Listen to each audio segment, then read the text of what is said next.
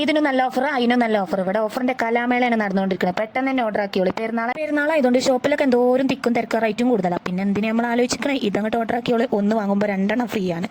358 രൂപയ്ക്ക് നിങ്ങൾക്ക് സ്വന്തമാക്കി എടുക്കാൻ പറ്റും. അടിപൊളി ഓഫറുള്ള അടിപൊളി ക്വാളിറ്റി ഉള്ള ഡ്രസ്സുകൾ.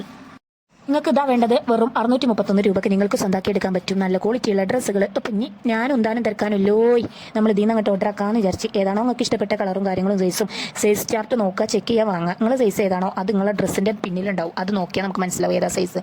ഇതിൽ കണ്ടില്ലേ, small, medium, large, XL, double XL വരെ ഉള്ളത്. ഞാൻ കൊടുക്കാറുള്ള ഡ്രസ്സുകൾ ത്രിബിൾ എക്സൽ, 4XL, 5XL ഒക്കെ കൊടുക്കാറുണ്ട്. അതൊക്കെ നിങ്ങൾ ചെക്ക് ചെയ്തിട്ട് വാങ്ങാമെന്നുള്ളതാണ് എനിക്ക് പറയാനുള്ളത്. ഇത് കണ്ടോ, കോട്ടൺ റയോൺ ആണ്. അപ്പോൾ ഒരു ഡീറ്റെയിൽസ് ഒരു തുണിക്കടയിൽ പോയാലും പോലും കിട്ടാത്ത അത്രയും ഡീറ്റെയിൽസാണ് നമുക്കിവിടെ കൊടുത്തിട്ടുള്ളത്. അപ്പം നിങ്ങൾക്ക് ഏത് ടൈമിലും ഇവിടെ പർച്ചേസ് ചെയ്യാൻ പറ്റും.